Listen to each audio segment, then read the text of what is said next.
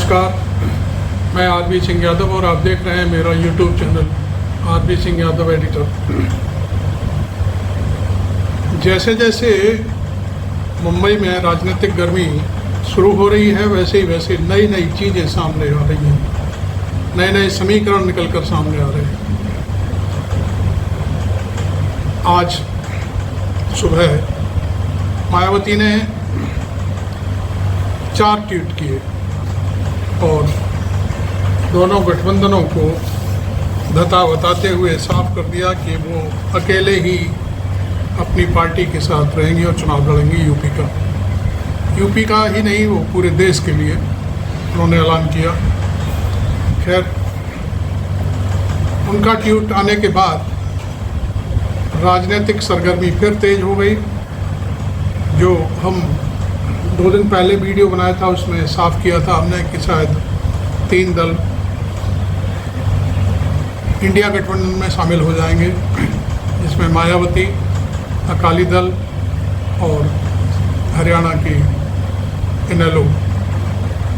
लेकिन मायावती का ट्वीट आने के बाद एकदम से स्थिति और क्लियर हो गई कि मायावती गठबंधन की इस बैठक में आएंगे नहीं। इस पर जो मज़ेदार बातें सामने आई उनमें 2 नेताओं से प्रेस ने अपनी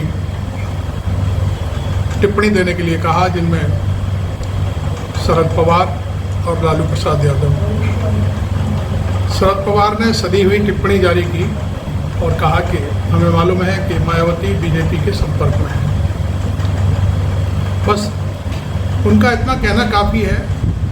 इससे बहुत सारे अंदाज लगाए जा सकते हैं कि वो क्या कहना चाहते हैं और हकीकत में स्थिति क्या है। दूसरा सवाल लालू यादव जी से किया गया। लालू जी ने भी एकदम शरद पवार से भी ज़्यादा आगे बढ़कर स्थिति को साफ कर दिया और कहा कि सवाल ये पूछा गया कि आप बुला रहे थे मायावती जी को, उन्होंने तो कहा है कि वो अकेले चुनाव लड़ेंगी। तो लालू जी ने तपाक से कहा कि उनको कौन बुला रहा है। इस तरह का बयान देना लालू जी का साफ स्थिति को साफ करता है कि इंडिया गठबंधन मायावती के बारे में बहुत कुछ जानता है और मैं समझता हूँ उसका भविष्य भी जानता है कि मायावती का भविष्य अब क्या होगा। मायावती क्या कह रही हैं, लालू जी क्या कह रहे हैं, शरद पवार क्या कह रहे हैं, राहुल गांधी क्या कह रहे हैं, इस पर हम नहीं जाना चाहते। हमारा एनालिसिस ये है कि मायावती शायद ये सोच रही हैं कि वो अकेले चुनाव लड़ करके अपने दम पर बहुत सारी सीटें यूपी में हासिल कर लेंगी, या जो 5 राज्यों में चुनाव हो रहे हैं उसमें भी कुछ विधायक पा लेंगी। तो संभवतः ये मेरा अपना मत है, वो भूल रही है। मेरी इस एनालिसिस का मतलब सीधा सीधा ये है कि देश की जनता इस समय एकजुट है और वो किसी भी छोटे मोटे या बड़े दल को अलग से नहीं देखना चाहती। उनका सीधा सीधा मत है जनता का कि या तो इंडिया या एनडीए। जनता उसी को वोट करेगी जो एनडीए का प्रत्याशी होगा या फिर इंडिया का प्रत्याशी होगा। जनता वोट कटाऊ वाली बात करने से परहेज कर रही है, क्योंकि जनता पिछले 10 सालों में बहुत बुरी तरह से तबाह हो चुकी है। लेकिन देश के प्रधानमंत्री और देश की सरकार जनता की कोई बात सुनने को तैयार नहीं है। इस वक्त बहुत कोशिश हो रही है कि लोकसभा और 5 राज्यों के चुनाव को धर्म की राजनीति से जोड़कर चालू किया जाए, लेकिन धर्म की राजनीति अब मैं समझता हूँ इन चुनावों में विदा हो जाएगी। आपको साफ कर दें कि मणिपुर पर प्रधानमंत्री ने आज तक कोई ठोस कदम नहीं उठाया। इसी तरह हरियाणा का नूह जो प्रयोग करने की कोशिश की गई थी, उसको भारतीय किसान यूनियन के विभिन्न संगठनों ने मिलकर चकनाचूर कर दिया और सारा कार्यक्रम टाटा फिस हो गया। जनता अब समझ चुकी है कि धर्म की राजनीति को साथ लेकर जनता का भला होने वाला नहीं है। इसलिए अब जो भी बात होगी जनहित की होगी, जनता के हित की बात होगी, महंगाई की बात होगी, बेरोजगारी की बात होगी, व्यापार की बात होगी, जीएसटी की बात होगी, नोटबंदी की बात होगी। आप समझ नहीं रहे हैं, लोगों को ये भ्रम है कि जो पेटीएम एटीएम चल रहे हैं उनसे जनता का भला नहीं होता। जनता हाथ में लिक्विड मनी चाहती है।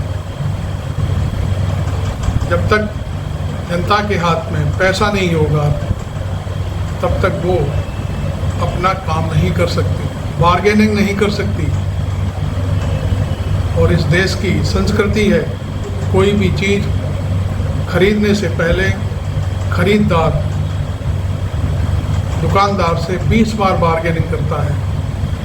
इसे किसी को भूलना नहीं चाहिए। ये मैं बहुत गूढ़ और गहरी बात आपके सामने रख रहा हूँ। इसलिए जनता चाहती है, हाथ में रुपया है तो सब कुछ है, वरना कुछ नहीं है। क्योंकि आज गरीब के पास पैसा नहीं है,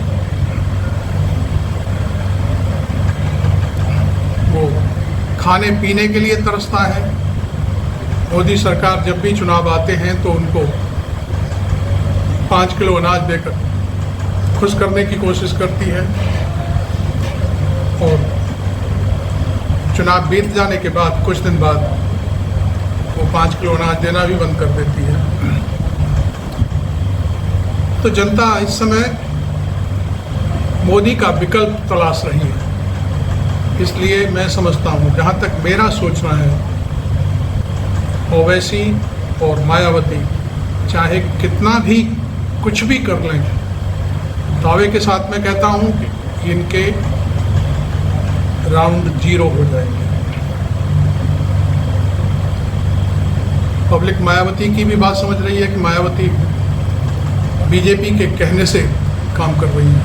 ये जो ट्वीट हैं, ये जो बातें हैं, सारी की सारी बीजेपी के दबाव में बात कर रही हैं। इसलिए मैं समझता हूँ कि अब मायावती को ना तो इंडिया गठबंधन कुछ समझ रहा है और ना ही जनता कुछ समझ रही है। हम समझते हैं कि मायावती से अच्छा तो आज़ाद समाज पार्टी का जो यंग लीडर है रावण, वो ज़्यादा दमदार है। क्योंकि देश में जहाँ भी दलितों के ऊपर अत्याचार होता है सबसे पहले जाकर खड़ा होता है और उनकी मांग को उठाने की कोशिश करता है।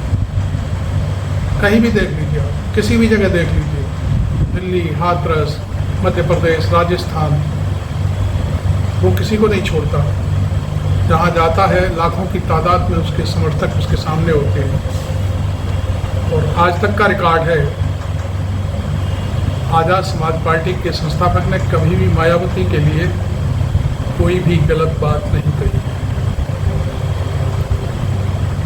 इसलिए दलितों का जो वोट बैंक है वो धीरे धीरे खिसक कर आज़ाद समाज पार्टी की तरफ भी खिसक रहा है। दूसरी बात, यदि मायावती नहीं आती हैं तो खड़गे उत्तर प्रदेश से चुनाव लड़ेंगे, ये निश्चित मान लीजिए। और वो जहाँ से भी लड़ेंगे भारी बहुमत से जीतेंगे। उनके लिए अंदरूनी चर्चा ये भी है कि आगरा की सीट है, दलित सीट है, यदि वो यहाँ से लड़ते हैं तो भारी तादाद से जीतेंगे। वो कहीं से भी खड़े हो जाएं, वहीं से जीतेंगे।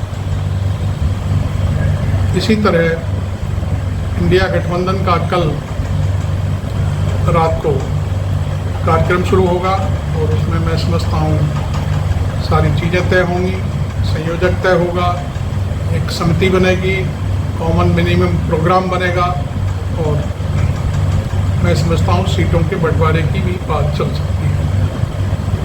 और यहाँ से अगली बैठक कहाँ होगी इसका भी फैसला होगा। इसमें अभी तक जो मुझे सूचना प्राप्त हुई है उसमें 28 दल शामिल होने की बात कही गई है, क्योंकि मुंबई का हयात रिजेंसी जो होटल है उसमें पूरा का पूरा होटल बुक है। बाहर से नेताओं के आने का सिलसिला कल से ही शुरू हो गया है। आज महाविकास अघाड़ी की प्रेस कॉन्फ्रेंस भी हुई, उसमें बहुत सारी बातें हुई और पूरी रूपरेखा बताई गई कि कहाँ पर क्या क्या होगा, कहाँ डिनर होगा, कहाँ पर लंच होगा, कहाँ प्रेस कॉन्फ्रेंस होगी। ये सारी चीज़ें पूरी तरह से तैयार कर ली गई। एक सूचना ये भी है कि संगठन की बैठक होने के बाद राहुल गांधी पूरे मुंबई में एक बड़ा रोड शो करेंगे, जिससे जनता को एक संदेश दिया जाएगा कि वो किसी बात की परवाह न करें, जो कुछ भी होगा साफ सही होगा। एक टीवी चैनल ने एक सर्वे भी जारी कर दिया है 2-3 दिन पहले, उसमें 28 सीटें महागठबंधन को और 20 सीटें